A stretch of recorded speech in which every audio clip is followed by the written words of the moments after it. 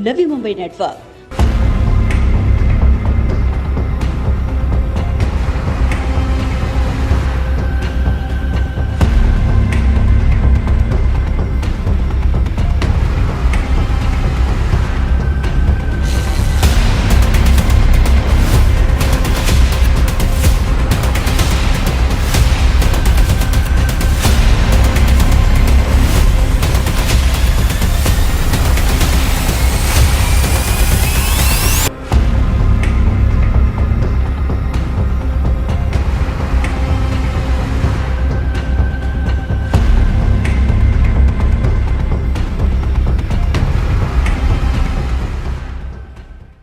भाजपा महिला मोर्चा महाराष्ट्र प्रदेश अध्यक्ष बनने के बाद चित्रा वाघ का नवी मुंबई में यह पहला राजकीय दौरा रहा।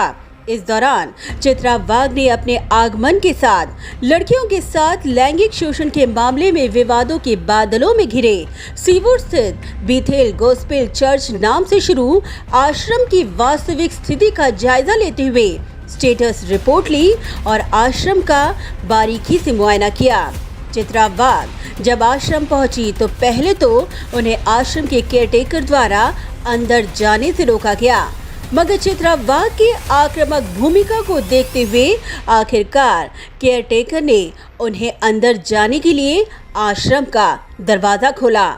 अंधेरे के बीच अंदर जाते ही चित्रा वाघ ने वहां के शौचालय, चर्च के कमरों के साथ दरवाजे युक्त एक बंद पेटी देखी, जिसे देखकर चित्रा वाघ बेहद स्तब्ध हो गई। उन्होंने सवाल किया कि इस आश्रम में इस दरवाजे युक्त पेटी आखिर क्यों रखी गई है। इतना ही नहीं, चित्रा वाघ ने ये भी पाया कि चर्च के अंदर 2 मतिमंद लड़कियां और एक लड़का है।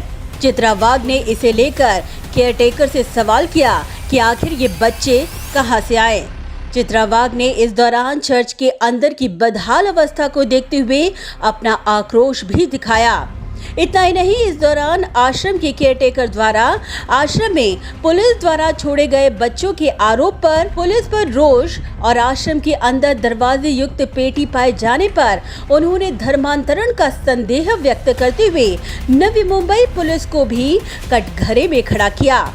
यहाँ की वास्तविक स्थिति और स्टेटस रिपोर्ट लेने के बाद मीडिया से मुखातिब होते हुए चित्रा वाघ ने कहा कि चर्च में ये बच्चे कहां से आए, क्या इन बच्चों को पुलिस ने छोड़ा? चर्च में दरवाजा युक्त पेटी कहीं धर्मांतरण के लिए दबाव बनाकर बच्चों के शोषण करने के लिए तो नहीं रखी गई।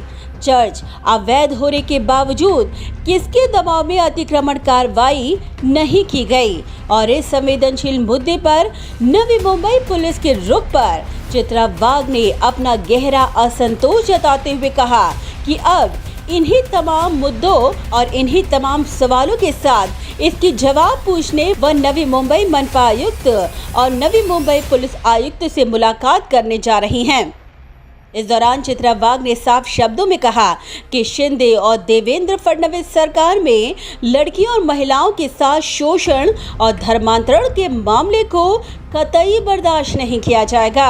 ख्रिश्चन मिशनरीद्वारे हा इथं एक आश्रम चालवला जातोय जो पूर्णपणे अनधिकृत आहे। इथला जो पास्टर आहे त्याने इथल्या मुलींचं लैंगिक शोषण केलंय।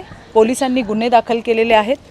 कुठलीही परमिशन नसताना इथे वृद्ध माणसं, मुली जवळपास 45 जण त्या ठिकाणी त्यांनी डांबून ठेवले होते।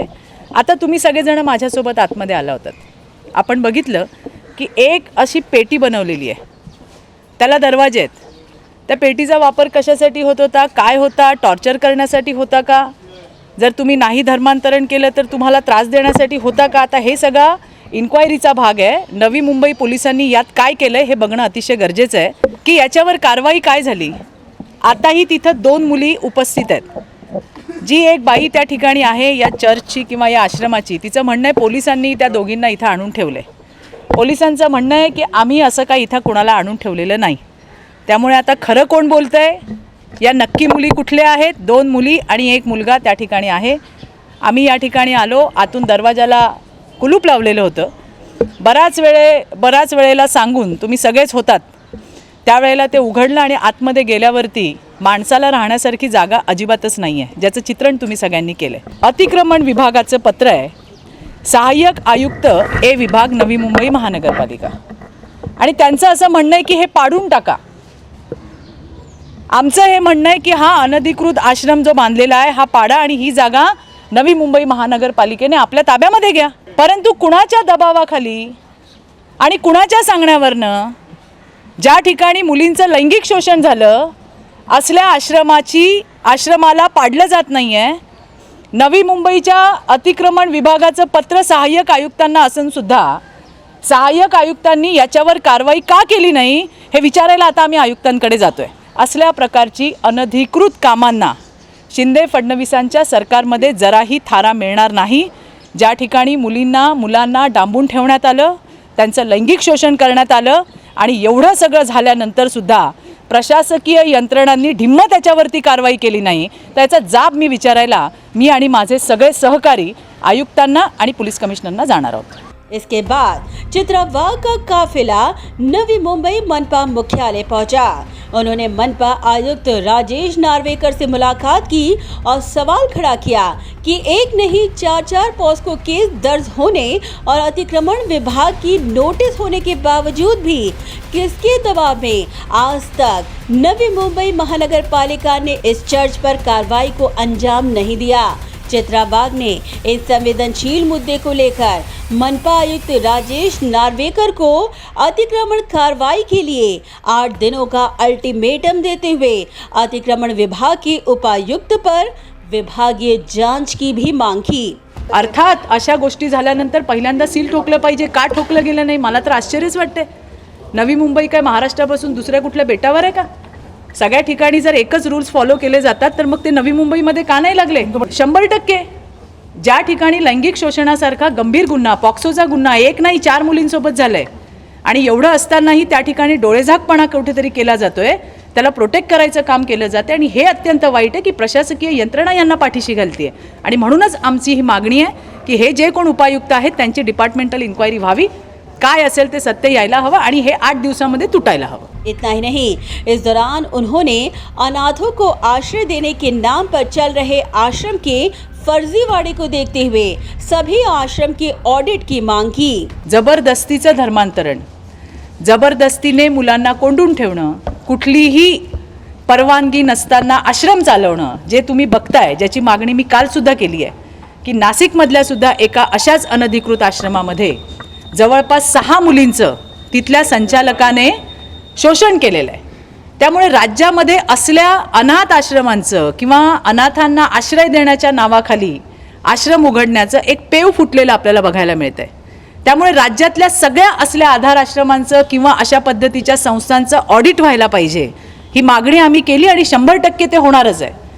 आणि त्यामुळे नक्की हे काय चाललं आहे, किती आधार आश्रम, किती संस्था अधिकृत आहेत, किती अनधिकृत आहेत, हे सगळ्यांना कळलं पाहिजे. आणि हे शिंदे फडणवीसांचं सरकार आहे ज्याच्यामध्ये अशा कुठल्याही गोष्टींना थारा दिला जाणार नाही.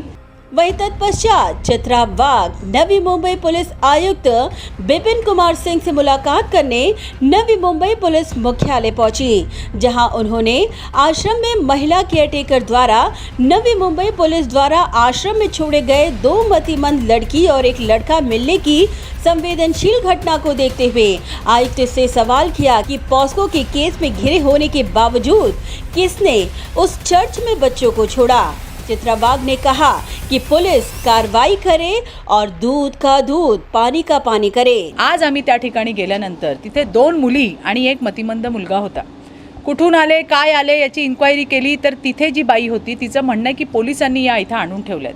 या संदर्भात आज आम्ही नवी मुंबईच्या पोलीस आयुक्तांना भेटलो की जे अनधिकृत आहे, ज्या ठिकाणी बलात्कारासारखा अक्षम्य अपराध घडलेला आहे आणि त्याच्या ठिकाणी पुन्हा पोलीस जर अशा पद्धतीने मुली आणून ठेवत असतील तर त्यांना तो आश्रम वाचवायचा आहे का, हा प्रश्न आमच्यासारख्यांना त्या ठिकाणी पडतो.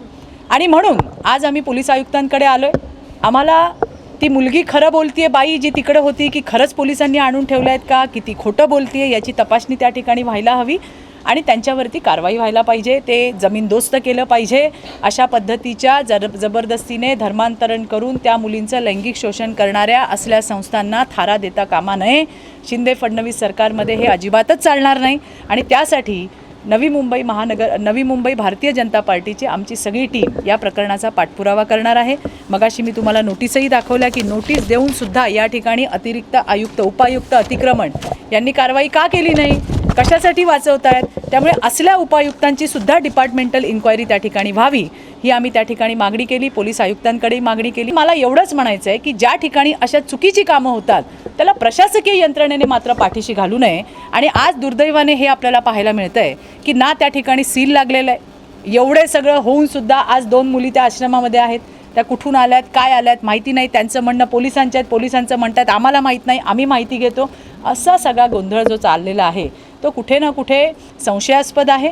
असल्या संस्थांना वाचवण्याचं काम, त्यांना पाठबळ द्यायचं काम प्रशासकीय यंत्रणांकडून होतं आहे का, हा प्रश्न आमच्यासारख्यांना आहे. आणि आम्ही त्याच्या मुळाशी जाऊन ह्या ज्या काही अशा पद्धतीचे कामकाज त्या ठिकाणी चालले ते आम्ही चालू देणार नाही. इस गंभीर मुद्दे पर मनपा और नवी मुंबई पुलिस विभाग द्वारा एक दूसरे पर जिम्मेदारी थोपने पर चित्रा वाघ ने इस मुद्दे को बेहद दुखद करार दिया. नाही, आता असं आहे की पोलीस आयुक्तांना पण माहीत नाही त्या मुली कुठून आलेल्या आहेत. त्या संस्थेत जी संस्थेची बाई होती तिचं असं म्हणणं आहे की या मुली पोलिसांनी आणून दिलेल्या आहेत. आता त्या कुठल्या आहेत, काय आहेत, ते पोलीस आयुक्त आहेत, ते इन्क्वायरी करतील. ती मुलगी कितपत खरं बोलती आहे, तिच्या बोलण्यावर आपणही किती विश्वास ठेवावा हाही एक प्रश्न आहे. परंतु एक अलर्ट नागरिक म्हणून आम्हाला जी माहिती मिळाली ती पोलिसांपर्यंत नेणं हे आमचं काम आहे. आजही त्या आश्रमामध्ये 2 मुली आहेत. त्यांच्यासोबत काही कमी जास्त झालं तर काय आपण फक्त 376चे गुन्हे नोंदणी करण्यासाठी आहोत का? त्याच्यावरती आपण काय प्रिव्हेंटिव्ह ॲक्शन काही घेणार आहोत की नाही?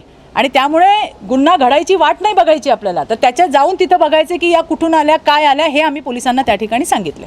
इस दौरान नवी मुंबई में चित्रा वाघ के इस दौरे ने कहीं न कहीं धार्मिक रंग जरूर अख्तियार किया. हालांकि इस दौरे के बाद अब देखना लाजमी यही होगा कि चित्रा वाघ द्वारा उठाए गए सवालों और दिए गए अल्टीमेटम के बाद नवी मुंबई मनपा आयुक्त और नवी मुंबई पुलिस आयुक्त इस मुद्दे को कितनी गंभीरता से लेते हैं. इस दौरान चित्रा वाघ के साथ इस दौरे में भाजपा के आईटी सेल संयोजक सतीश निकम, भाजपा पदाधिकारी वर्षा भगत समेत भाजपा के पूर्व नगर सेवक और नगर सेविकाएं भी मौजूद रहीं. Bureau report, Navi Mumbai network.